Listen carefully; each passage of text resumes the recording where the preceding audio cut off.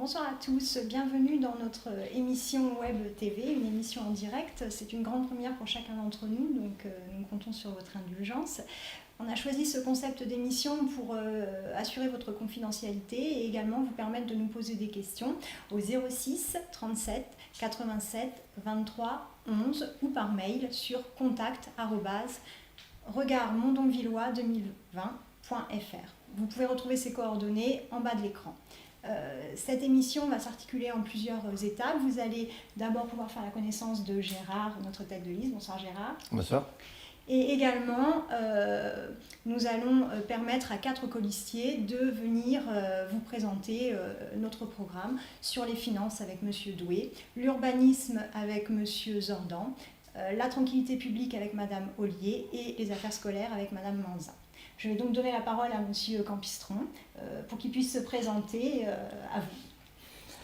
Bien voilà, Gérard Campistron, je suis un pur produit de Mondonville en quelque sorte, puisque je suis né à Mondonville, probablement un des derniers.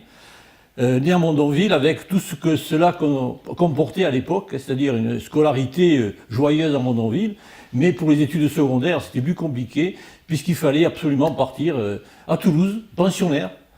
Et c'est pas évident pour un garçon de 10 ans de quitter une campagne qu'il adorait, et qu'il adore toujours d'ailleurs, pour aller à la ville où on ne pouvait revenir que chaque 15 jours. Ça a été vraiment assez dramatique, mais rien à redire, hein, c'était comme ça à l'époque. Et cela m'a permis quand même ensuite d'entrer à l'université et de faire une carrière dans le domaine de la santé, où j'ai exercé, et j'exerce encore en tant que professeur émérite, le professorat en faculté de pharmacie, mais également dans d'autres domaines de la médecine, dentaire, mais également dans le domaine des animaux, à l'école vétérinaire. Donc tout ça fait que mon temps a été compté pour pouvoir faire autre chose que cela. Et à un moment donné, mon oncle, Henri Campistron, qui était à l'époque maire de Mondonville, m'a demandé de rentrer dans son conseil municipal. À l'époque, il y avait 15 conseillers municipaux à Mondonville. C'était un village qui avait à peu près 500 ans, mais pas plus. Donc c'est comme ça que je suis rentré dans un conseil municipal, et cela m'a plu, ça m'a beaucoup plu, de telle sorte que, une fois que mon oncle Henri a abandonné la compétition, je me suis présenté, nous nous sommes présentés un groupe comme candidat à la mairie de Mondonville. À l'époque, c'est Gérard Doul qui est arrivé en tête, et très bien, c'était comme ça, mais la fois d'après, nous sommes arrivés en tête, et donc j'ai été élu maire. C'était effectivement il y a plus de 20 ans, mais je tiens à rappeler quand même que j'ai été élu maire avec Monsieur Desclos, qui à l'époque était un des adjoints, donc c'est quand même quelqu'un qui a connu une époque où Mondonville contenait 500 ans, mais pas plus, et on pourra comparer 20 ans après ce que M. Desclos a fait, et nous verrons combien d'âmes il y a aujourd'hui à Mondonville.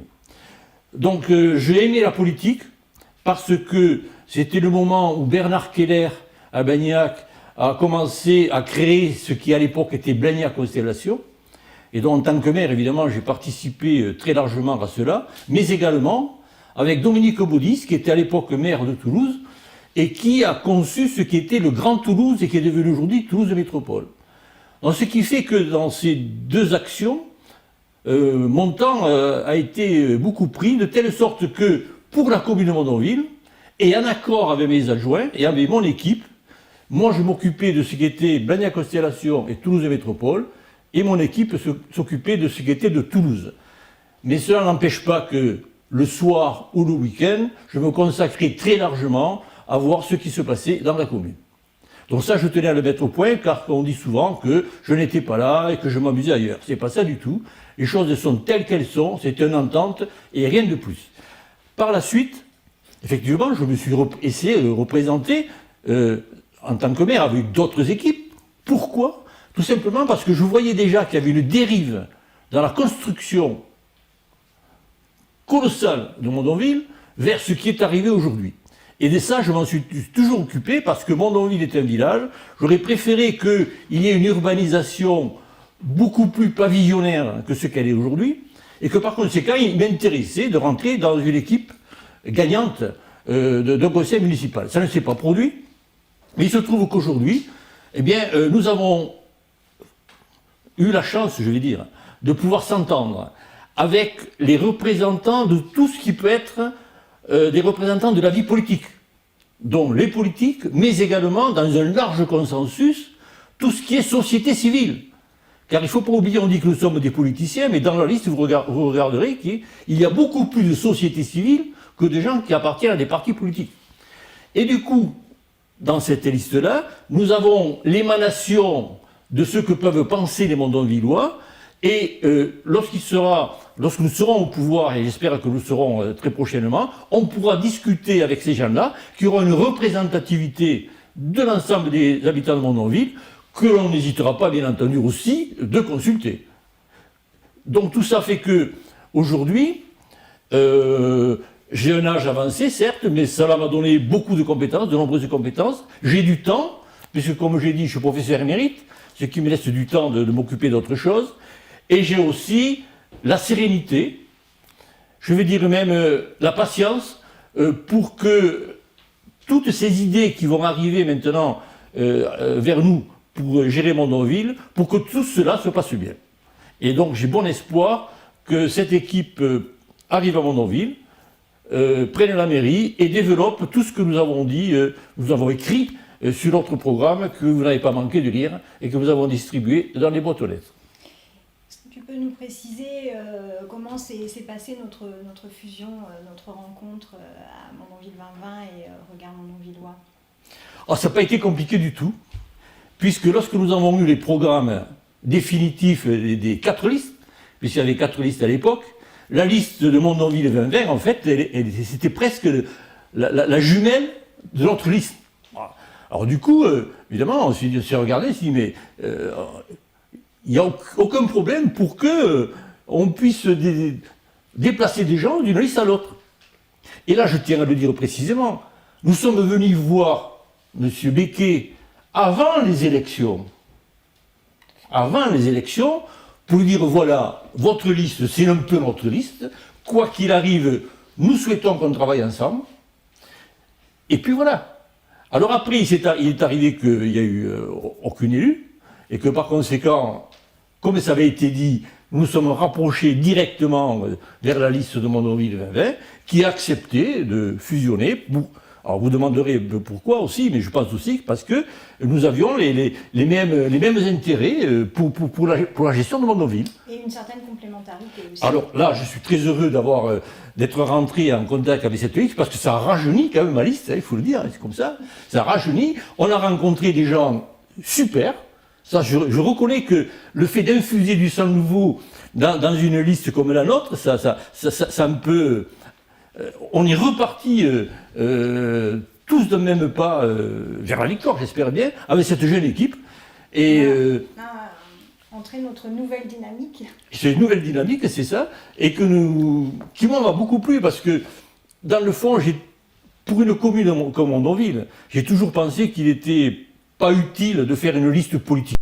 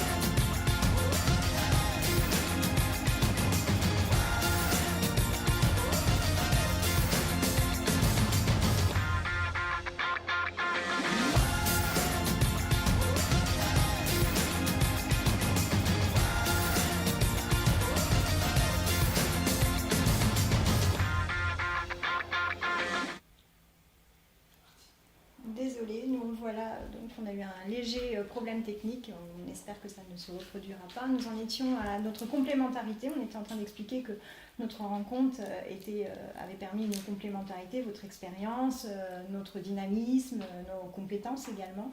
Je vous laisse poursuivre. C'est ça. Et le fait de retrouver sur cette liste l'émanation de tous les partis politiques, je les cite parce que c'est important, hein. Il y a les communistes, les socialistes, les écologistes, puisque vous êtes rentrés là, de plein pied là chez nous, il y a la droite qui est représentée, les centristes et les droites, et tout ça, ça n'avait jamais existé. Jamais. Et avait l'aval des responsables politiques départementaux. On ne l'a pas fait ça comme ça, en sortant de la liste du chapeau. Non, on a été discuté, ça a été fait. Et évidemment, il y a toute la société qui est autour de nous, hein, civile, la société civile, qui sont là pour nous aider. Donc je pense que ça a été quelque chose de colossal, ce que nous avons fait. Et je souhaite vraiment que tous ces efforts soient reconnus et soient récompensés. Franchement. Et cette diversité politique a pu nous être reprochée. Il est important de souligner que c'est au contraire une force. C'est ce qui nous permet aussi de nous écouter, de pouvoir écouter les Mondonvillois quand ils ont des choses à dire. On a la capacité de se remettre en cause, de réfléchir pour le bien commun en confrontant nos idées. Et bien entendu, pourquoi dire qu'un tel parti politique, tout est bien, et dans notre parti politique, tout est mal? C'est pas vrai. Voilà. Nous savons très bien qu'il y a du bien partout. Et puis ici, nous connaissons les gens. Il y a aussi la volonté de tous les gens, quel que soit le parti, de venir avec nous pour qu'on puisse gouverner Mondonville dans une autre direction. C'est tout. Le parti politique, c'est quasiment secondaire. Certes, il y aura les sénateurs à voter, tout cela. Là, on reprendra chacun plus ou moins son étiquette, nous sommes d'accord. Mais pour Mondonville, c'est comme ça qu'on l'entend. Et c'est comme ça aussi qu'on a eu toute cette société civile autour de nous, des gens très compétents, très intéressants, et qui font qu'on a des valeurs très diverses, très complémentaires, et qui vont faire que, j'espère, nous allons gagner. Et je rebondis sur le mot que tu viens d'utiliser. Le mot valeur, c'est important pour nous. On a eu à cœur de mener une campagne propre, dans le respect des autres listes et également des Mondonvillois. Mais la valeur, évidemment, comme partout, c'est très, très, très important. La valeur des gens, la compétence des gens, le temps que les gens mettent dans tout ça, c'est une valeur intéressante et capitale, je dirais même. C'est très bien intrinsèquement d'avoir une grande valeur, mais si après sur le terrain vous n'êtes pas là, vous ne faites pas, ça ne sert à rien.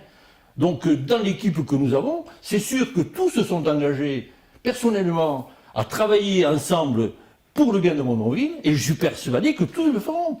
Ça, ce sont des valeurs qui sont très très fortes. Puis il n'y a pas que la valeur, à côté il y a l'amitié, il y a quand même tout un tas d'autres choses qui vont avec. Hein. Alors c'est vrai que dans le travail, on ne demande pas de s'aimer, on demande de travailler ensemble. Mais si on s'aime, c'est encore mieux. Très bien, on va peut-être poursuivre et donner la parole à Monsieur Doué pour les finances. Ben oui, alors nous allons passer maintenant aux gens de la liste qui vont parler de certaines thématiques. Alors le premier, c'est Julien, qui va venir pour vous parler des finances. Alors Julien Doué est Mondonvillois depuis 12 ans.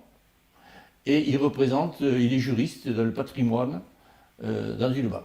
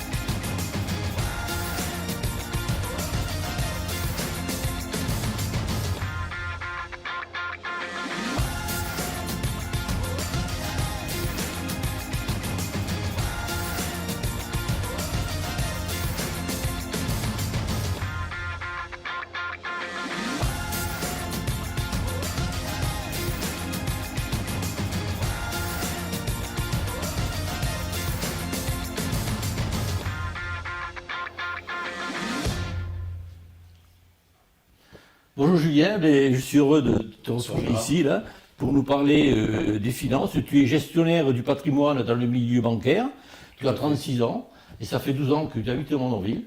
Tout à fait. Donc on va t'écouter pour savoir ce que tu penses des finances, et en particulier des finances de Mondonville. Très bien. Alors, bonsoir à tous. J'ai la tâche intéressante, mais la lourde tâche d'étudier les finances de Mondonville.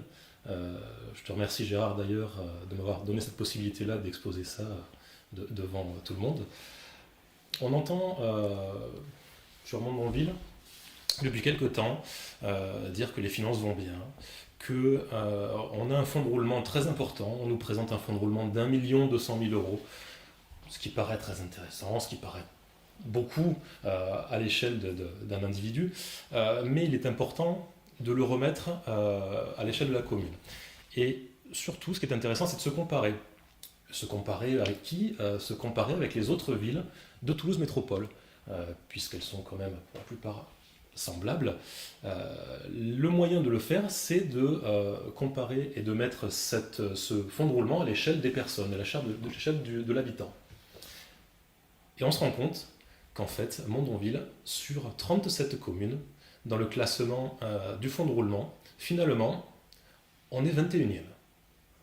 Alors, je ne sais pas, toi qui as été professeur, ce que tu pourrais dire à un élève qui met sur son CV, avant d'être embauché, qu'il est 21e sur 37 de la classe. Et moyen.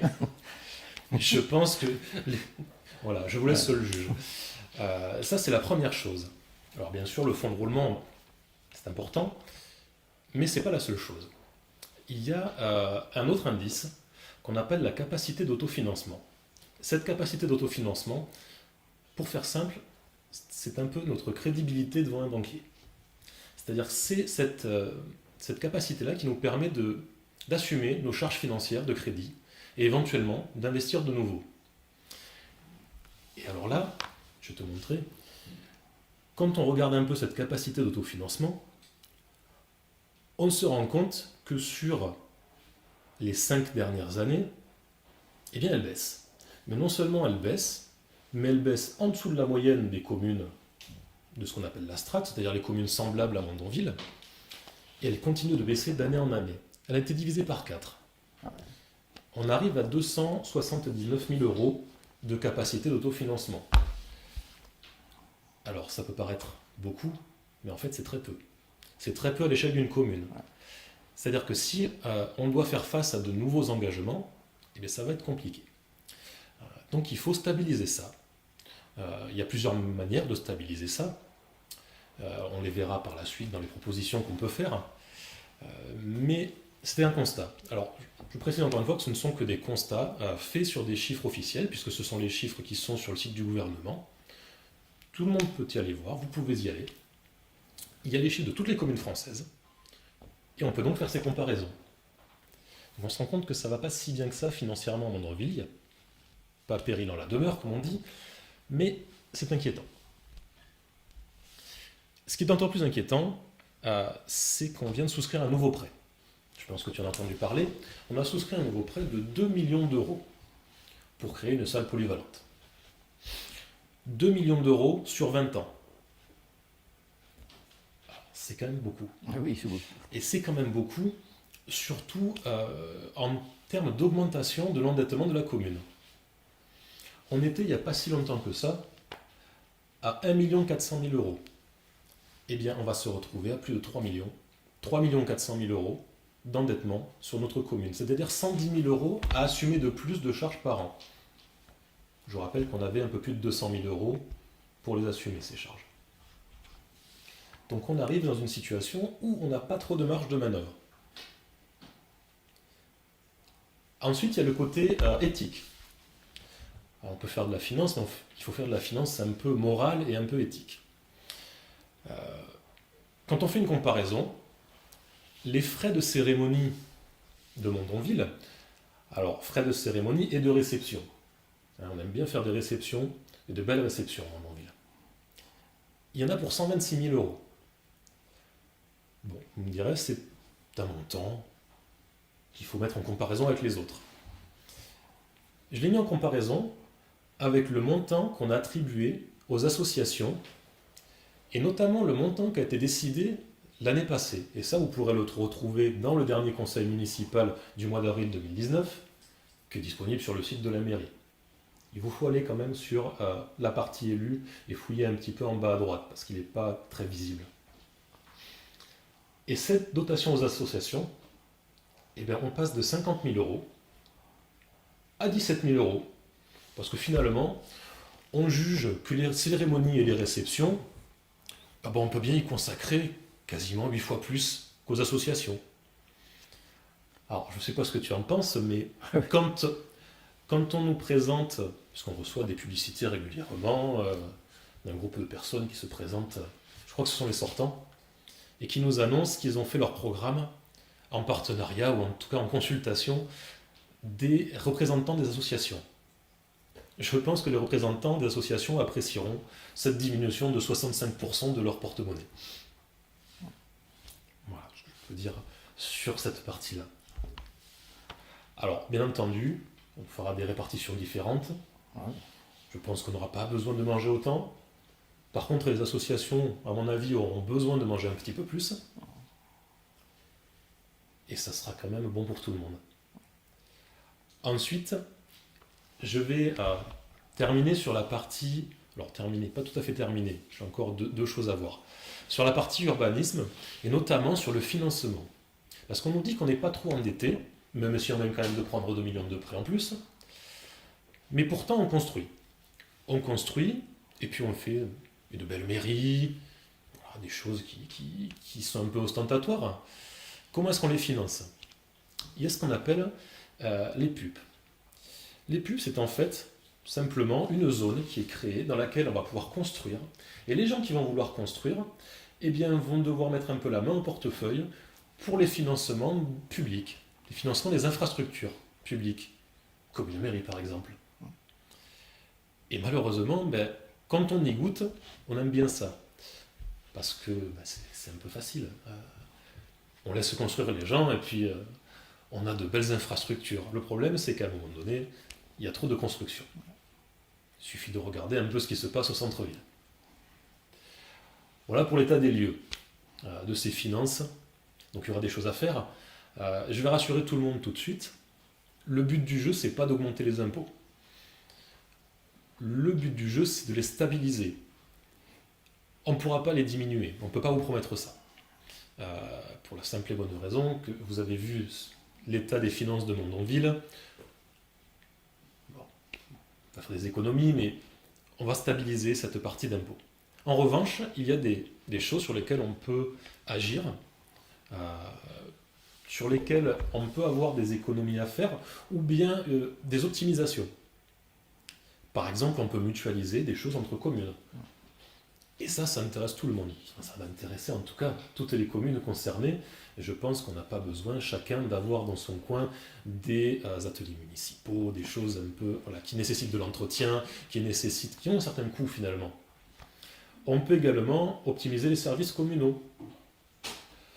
Services communaux, peut-être que en les optimisant et en faisant des choses transversales entre les services, les interactions, on va non seulement économiser un peu d'argent, mais en plus on va de nouveau intéresser les gens à leur travail pour certains, parce qu'il y a certaines tâches qui sont monotones, et c'est quand même bien à un moment donné de voir autre chose. Et pour finir, je pense qu'on a du patrimoine immobilier à Mondonville. On a quand même un joli patrimoine immobilier communal, il y a des choses qui ne sont pas utilisées. Bon, pourquoi pas les utiliser, les rentabiliser? Voilà, il va falloir réfléchir en tout cas à de nouvelles sources de revenus plus intelligentes que ce qui a été fait. Et encore une fois, je le répète, notre but n'est pas d'augmenter les impôts. On travaillera différemment. Voilà, je ne sais pas ce que je peux dire de plus à part ça. Je pense qu'il y a pas mal de choses qui ont été dites. Tu as fait le tour de tout ce qui est aujourd'hui à Mondonville. Hein. Donc c'est comme ça que sur les finances, eh bien, il faudra voir comment on peut faire autrement avec ce que nous avons, et comme tu l'as bien dit, sans augmenter les impôts. Tout à fait. Voilà. Merci pour tout ce que tu as dit sur les finances. Merci. Et nous allons maintenant continuer avec Bruno, qui va nous parler de l'urbanisme, du transport mobilité et du développement durable.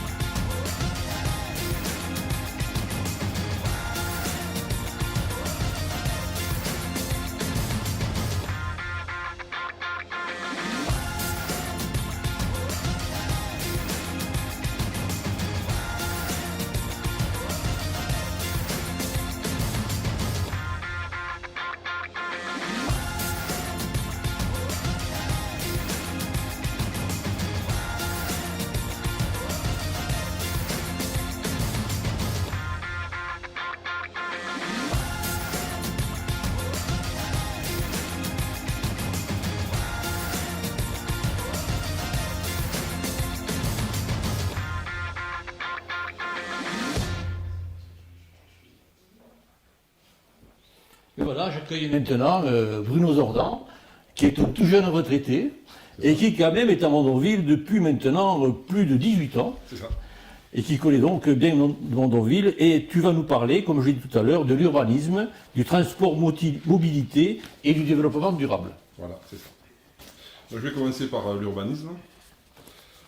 L'INSEE, c'est l'Institut national de la statistique et des études, donne les chiffres suivants, que j'ai arrondis aux chiffres supérieurs ou inférieurs, concernant la progression démographique de Mondonville. Augmentation de la population de 69% entre 2006 et 2016. En chiffres, ça fait de 2700 habitants à 4500 habitants. C'est pas mal, ça fait beaucoup. Dernier recensement de 2020, donc tout début d'année il y a eu le recensement, nous sommes 5500. La suite vient. Depuis fin 2016 à aujourd'hui, 1450 logements ont été construits ou sont en cours ou vont démarrer bientôt. La moyenne d'habitants par logement, c'est source INSEE, est de 2,2 habitants par logement. Vous avez des machines à calculer chez vous? Je vous laisse calculer le nombre d'habitants que nous serons début 2023. Ça va faire beaucoup de monde. Mondonville est la ville qui a le plus d'augmentation d'habitants sur les 37 communes de Toulouse Métropole. Toulouse Métropole qui, par contre, a une hausse moyenne de 1,5%. Quand on sait qu'une progression de 3% par an est limite pour que la commune s'adapte à son développement et accueillir tous les gens qui arrivent dans son infrastructure, nous, on va avoir certainement un gros problème bientôt.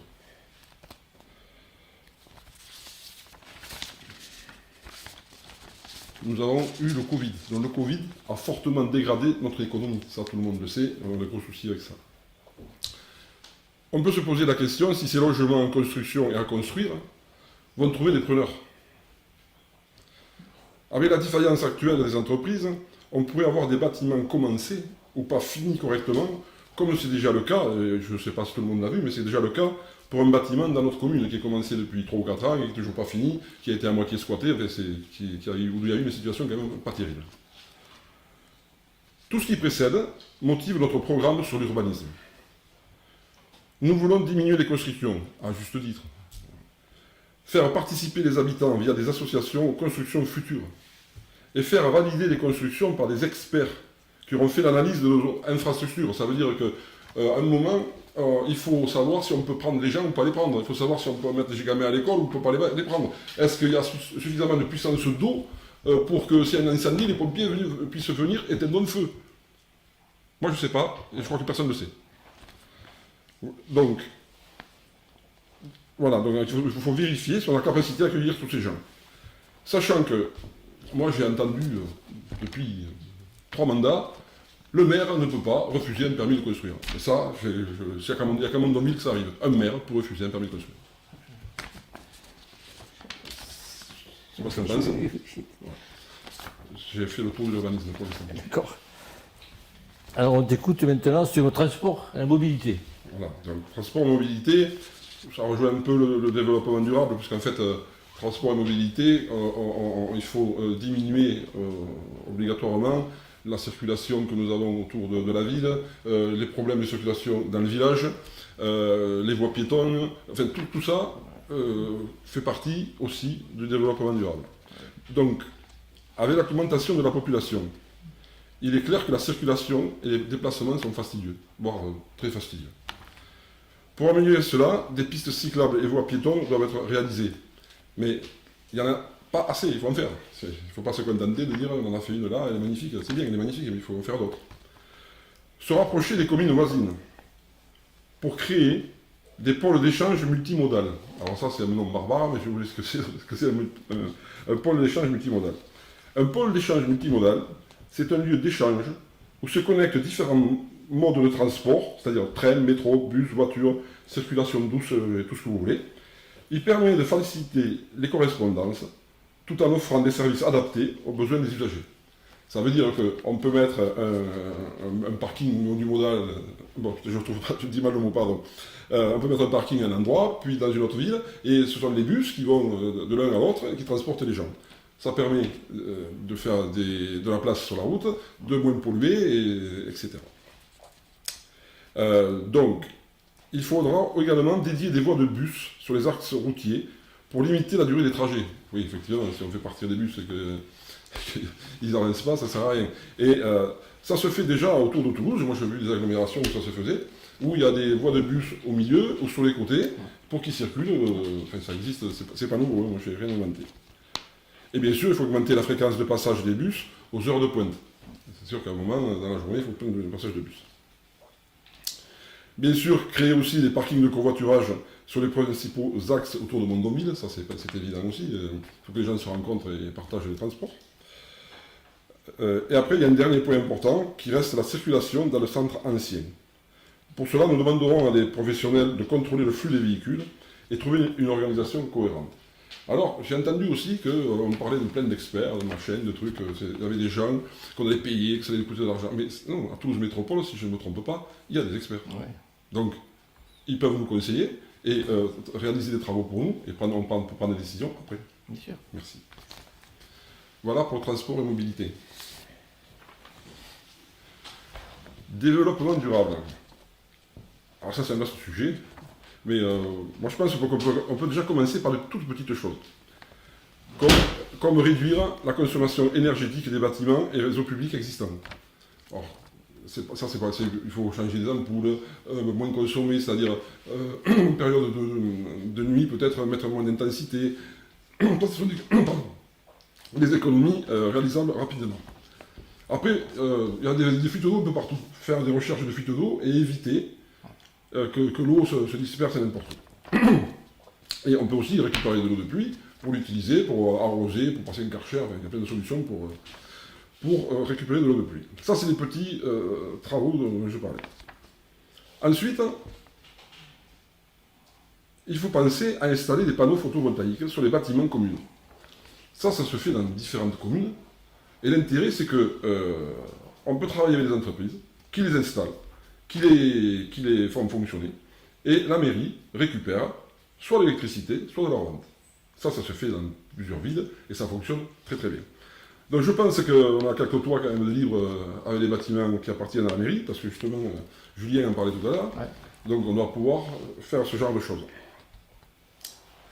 Ensuite, nous avons le projet de planter régulièrement des arbres en faisant une voie verte le long de l'IGG. L'IGG, c'est l'itinéraire grand gabarit. C'est là où passait la structure, enfin pas la structure, la 380. Vu que la construction de la 380 est arrêtée, et que cette voie ne sera plus utilisée, on a la possibilité de faire une voie verte qui peut être sympa, notamment pour les promenades, en vélo, pour les gamins, pour plein de choses. Après, avec la métropole, il faut créer un plan de prévention des déchets.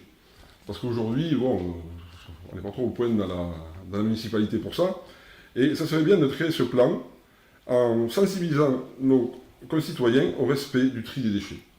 Ça ne se fait pas suffisamment à mon avis. On peut organiser aussi un événement annuel, qui existe déjà, mais on pourrait l'organiser par exemple sur le parvis de la mairie où on ne fait pas grand-chose, pour la journée mondiale de la Terre. C'est une fois par an, mais là aussi on peut faire participer des enfants, des écoles, et ça serait sympa pour parler justement de la Terre. Bien sûr, je répète, il est évident que la gestion des transports, c'est le gros du travail pour la diminution de la pollution, c'est évident. Voilà, bon, j'ai terminé sur le sujet dont je vais parler. Je te remercie Bruno Avec plaisir. de toutes ces précisions que tu as pu nous apporter. Très bien.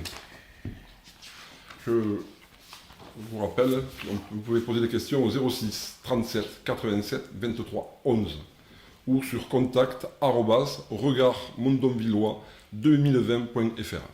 Merci.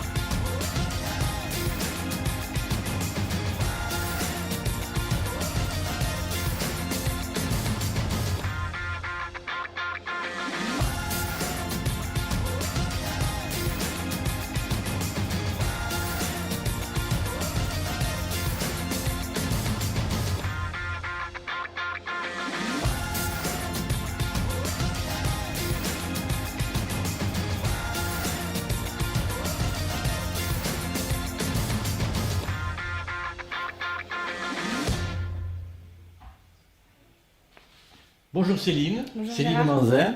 Voilà, tu es là pour nous parler des affaires scolaires. C'est ça. Tu es là tu es à Mononville depuis 3 ans maintenant Oui, et tu as 34 ans. c'est ça. Voilà, donc nous t'écoutons. Donc au niveau du programme affaires scolaires, les points les plus importants qui nous paraissaient à revoir étaient la modernisation du système de facturation des crèches, puisque le portail famille n'est accessible que pour les écoles primaires et élémentaires, et les crèches fonctionnent toujours en facture papier ou par mail.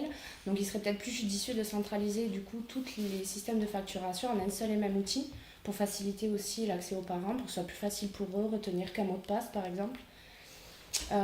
Donc on disait donc de moderniser du coup l'accès aux facturations, mais aussi assouplir le système de réservation des cantines ou le système de facturation donc, de l'ALAE, donc accueil de loisirs associé à l'école, donc qui correspond au temps avant le matin, entre midi et 2 et le soir pour les enfants comme possibilité de garde, où cette facturation est donc à l'heure. Et je pense qu'il serait peut-être plus judicieux de le faire au quart d'heure pour être au plus juste représentativement des tarifs, autant pour les gardes parents que pour la mairie. Au niveau du coup de la restauration, donc promouvoir vraiment le bio et le local et de discuter avec le nouveau prestataire, puisque le prestataire a déjà été du coup choisi par la municipalité actuelle, en faisant donc du coup attention à ce que ce prestataire nous propose vraiment du bio et du local, mais également imposer aussi peut-être une démarche de réduction des déchets, toutes les barquettes en plastique, à voir si on peut réfléchir à une solution, trouver un nouveau prestataire qui proposerait du coup à la fois du bio, du local, et éviter d'avoir trop de déchets. Au niveau de la structure des écoles et des aménagements, revoir du coup les zones de jeu dans les deux écoles, à savoir école maternelle et primaire, qui ont très peu d'endroits dans la cour pour pouvoir se divertir autrement qu'en étant groupés les uns et les autres. Et également une aire de jeu inclusive, du coup, qui permettrait même aux enfants de différents handicaps de pouvoir accéder à cette aire de jeu tout en jouant avec les autres enfants. Il y a déjà eu le cas en France d'une aire de jeu inclusive qui a été du coup installée, et c'est très porteur, donc voilà. Et je voudrais du coup parler aussi du projet du collège, qui déjà a été lancé, mais je tenais quand même à préciser que grâce à certaines partis politiques qui sont représentées dans notre liste, le projet avait déjà été discuté avec le conseil départemental. Donc même si, oui, en effet, la mairie actuelle a un dossier et lance, nous ferons aussi la même chose, sachant que ça va forcément mettre du temps et que nous allons privilégier plutôt la discussion avec le collège d'Aussonne, faire en sorte que les enfants de Mondonville puissent aller au collège d'Aussonne au lieu d'aller à celui de Colomiers, ce qui réduirait énormément le temps de transport entre le matin et le soir. Donc ce serait quand même plus privilégié pour les enfants. Et un dernier point, donc, à savoir que certes, en demandant la liste de l'équipe municipale sortante, dit avoir fait certaines choses, mais pendant la crise sanitaire et le confinement qu'on a vécu tous, un dispositif n'a pas été utilisé, le 2S2C, donc qui veut dire donc, sport, santé, culture et civisme, et qui permettait d'avoir un financement de l'État de 110 € par jour pour 15 enfants, et de faire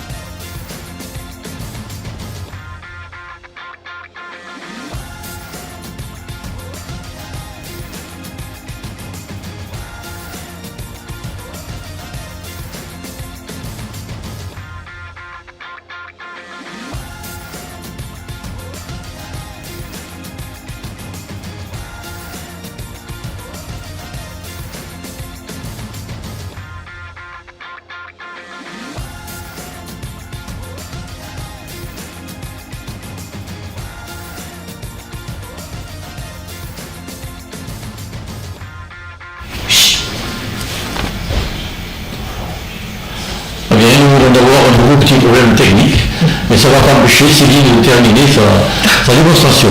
Oui, donc comme j'expliquais, il y a un dispositif qui était disponible et mis à disposition donc, de l'État pour les mairies. Donc c'est un financement, le dispositif, donc c'est le 2S2C, donc sport, santé, culture et civisme, qui était disponible pour les enfants scolarisés pendant la période de confinement qu'on a vécu, et qui du coup permettrait de faire venir des intervenants pour pallier au problème justement du protocole sanitaire qui a été mis en place dans les écoles et qui a imposé du coup à la mairie de limiter le nombre d'intervenants et d'enfants dans les classes, mais qui aurait très bien pu parvenir à trouver un système autre en proposant ce système de 2S2C qui n'a pas été utilisé.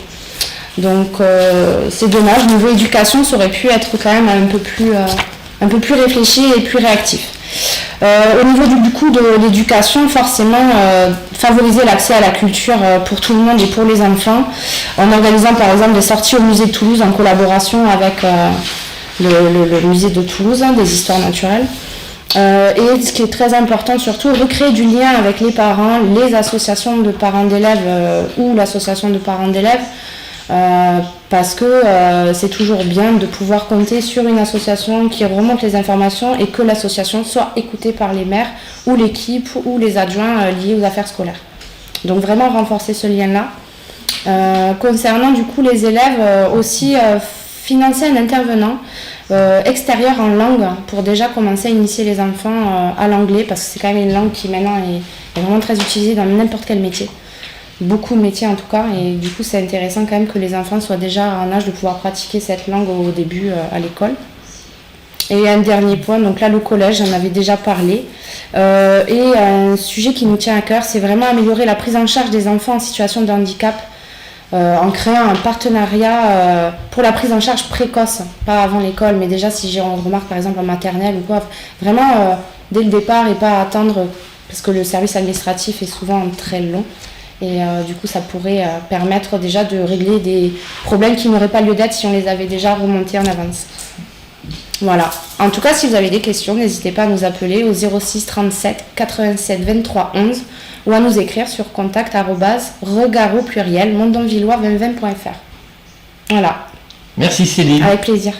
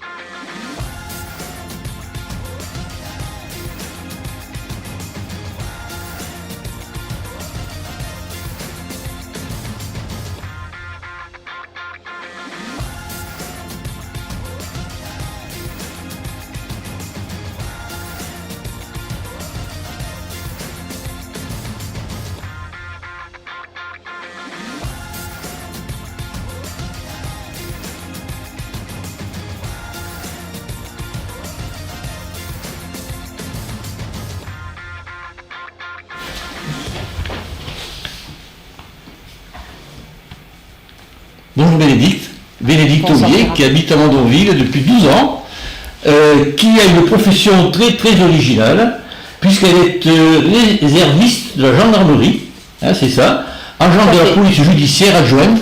C'est la raison pour laquelle elle va s'occuper de tranquillité publique. Tout à fait. Et c'est un sujet qui me tient d'autant plus à cœur que le Mondonville que j'ai connu il y a 12 ans n'est plus le Mondonville d'aujourd'hui. Et nous souhaitons retrouver ce cadre de vie agréable et apaisé que nous avons connu et créer les conditions favorables à une tranquillité publique et à un vivre ensemble qui soit cohérent. Pour nous, nos actions passent tout d'abord par recréer un dialogue, recréer le dialogue entre les habitants, mais aussi avec la police municipale et les collectivités de gendarmerie notamment aux alentours. Ce dialogue, nous pouvons le recréer notamment en réactivant le dispositif de Mondonville citoyen vigilant qui a été mis en place en 2013 dans 3 quartiers de Mondonville et qui a pu montrer des résultats favorables et très intéressants, notamment, qui s'appuie notamment sur la solidarité des Mondonvillois qui, dans chaque quartier, les voisins se connaissent sans s'observer plus que ça, mais sont vigilants les uns aux autres, sont vigilants aux habitations des uns et des autres à toute heure de la journée et ont un rôle d'alerte envers la police et la gendarmerie. Bien sûr, le voisin vigilant n'intervient pas, mais cette situation, on va dire, d'alerte permet d'intervenir beaucoup plus rapidement et surtout, les voisins se connaissent, ils peuvent discuter ensemble, partager ensemble et cela évite très régulièrement des situations conflictuelles. Ce dialogue recréé, il est nécessaire aussi de favoriser le lien de confiance. Ce lien de confiance qu'il est important de valoriser au sein de notre commune, puisque nous sommes aujourd'hui sur une commune de taille humaine et cette confiance est totalement gérable et jouable pour nous aujourd'hui. Cette confiance, elle s'appuie notamment sur la police municipale qui aujourd'hui a besoin d'être renforcée pour être beaucoup plus présente, pour assurer son rôle de surveillance, mais aussi pour assurer un rôle de renseignement auprès des administrés, auprès des Mondonvillois, et de pouvoir répondre à toutes les interrogations qu'ils pourraient avoir, à toutes les situations qu'ils pourraient rencontrer. C'est aussi la possibilité de valoriser des mesures de prévention, des missions de prévention et de vigilance de notre police au quotidien, dans des lieux de fort passage comme le marché, les écoles ou la zone commerciale. Ce lien de confiance entre les habitants, il est important aussi qu'il puisse être mis en avant avec les acteurs de la commune et notamment avec les élus. Il est nécessaire que les Mondonvillois aient confiance en leurs élus et confiance également aux décisions qui peuvent être prises et soient assurés que la police municipale interviendra et que les élus interviendront s'ils devaient rencontrer une situation particulière. À ce sens, nous pensons qu'il est nécessaire de déménager le poste de police pour plus de confidentialité et qu'il soit repositionné donc, dans l'ancienne mairie en face de la poste pour que les personnes qui souhaitent se rendre à la police municipale, quel que soit le motif de leur démarche, puissent le faire en toute confidentialité. Cette tranquillité publique, elle passe aussi pour nous par la sécurité dans les écoles, par la sécurité des écoles et notamment la sécurité pour aller à l'école. Il est important que l'axe qui relie les écoles communales ainsi que les centres d'accueil puisse être sécurisé, soit par la police, ce qui est fait actuellement, mais aussi par des mesures comme un passage piéton renforcé ou ce genre de mesures pouvant permettre aux enfants ainsi qu'aux parents de rejoindre les deux écoles à pied et en toute sécurité et en toute sérénité bien sûr. Nous avons pensé qu'il était également nécessaire de réaménager le parking de l'école Caroline Aigle pour sécuriser les piétons parce qu'en effet aujourd'hui cette zone accueille un nombre de véhicules important sur un horaire réduit et que le sens unique giratoire et la dépose minute est vraiment nécessaire pour sécuriser les piétons et pour faire en sorte que les enfants puissent aller à l'école en toute sécurité.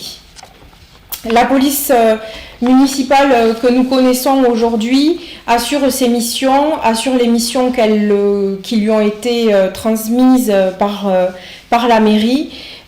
Aujourd'hui, nous souhaitons vraiment que cette police municipale soit plus présente au contact des Mondonvillois et qu'elle puisse assurer et garantir une réponse systématique, notamment lors de dégradation des biens communaux ou des dépôts sauvages, en lien notamment avec, bien sûr, tout ce qui peut être développement durable.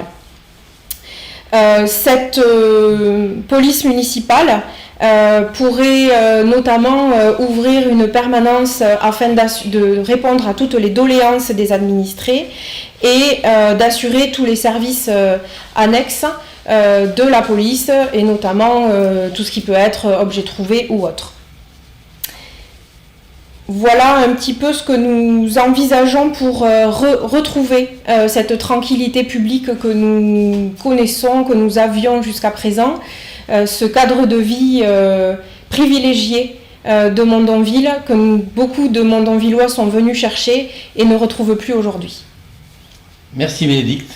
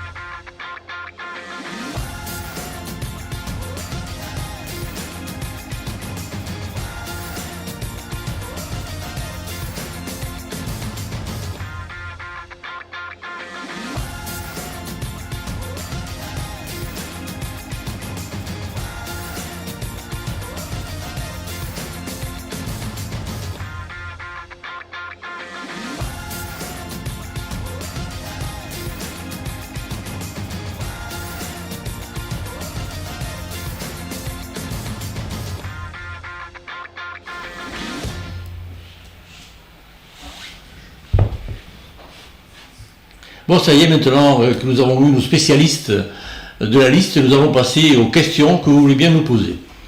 Alors, une première question concernant l'audit financier. Allez-vous faire un audit financier par rapport aux cérémonies et manifestations, en sachant que Monsieur le maire utilise le même traiteur depuis 20 ans et que les invitations sont tournées vers les amis et connaissances du maire? On audite, pas forcément. Bon, nous savons qu'il y a eu peut-être des débordements qui ont été faits, mais vous savez, après 20 ans de pouvoir, cela arrive très souvent. Hein. Donc il est peut-être temps effectivement d'y mettre un terme, ou en tout cas de regarder de plus près ce qui s'est passé. Mais de là à faire un audit, je ne suis pas sûr. Enfin, on verra. Peut-être que si on rencontre des choses qui soient un peu tangibles, hein, on verra. Mais je ne le pense pas, quoi. Une deuxième question concernant les permis de construire. Est-ce que le maire a l'autorisation de ne pas signer un permis de construire? Le maire est maître dans sa commune. Certes, il y a Toulouse Métropole qui est là, mais s'il veut refuser un permis, il peut refuser un permis. Et s'il veut accepter un permis, il peut accepter un permis. C'est pas Toulouse Métropole qui ira à l'encontre de la décision du maire. C'est évident. Très bien. Question suivante. Comment expliquez-vous la possibilité que des sensibilités aussi différentes que celles qui composent notre liste arrivent à se retrouver dans cette fusion? Et différentes personnes de liste? Sensibilités, voilà. Ben écoutez, c'est sur un programme d'abord. Bon, je pense que là, le problème ne se pose pas puisque ça a été dit. Et ensuite, c'est les compétences des uns et des autres. Je pense que ça coule de source, hein. C'est comme ça que nous avons fait le recrutement, entre guillemets. Très bien. Et enfin, une dernière question. Comment envisagez-vous de rendre l'âme de village à Mondonville après cette période d'urbanisation incontrôlée? De rendre le cœur de Mondonville tel qu'il était il y a 20 ans, mais c'est pratiquement impossible. C'est impossible. Il y a eu la construction, ça a été dit par Julien, a été exponentielle à Mondonville. Voilà. Donc aujourd'hui, nous arrivons sur le fait qu'il y a énormément de logements qui sont là. Certes, ils sont à proximité de l'ancien Mondonville, mais on ne va pas détruire ces bâtiments pour rehausser le cœur de ville ancien. C'est pas possible. Hein. Donc ce qui est fait, est fait. Par contre, je crois que ce que l'on va faire, c'est protéger ce qui reste de l'ancien Mondonville. Voire même d'essayer de le mettre un peu plus en évidence. Ça, on va le faire. Mais ce qui est fait est fait. On ne doit pas y revenir. Quoi. Ça me paraît tout à fait cohérent. Très bien.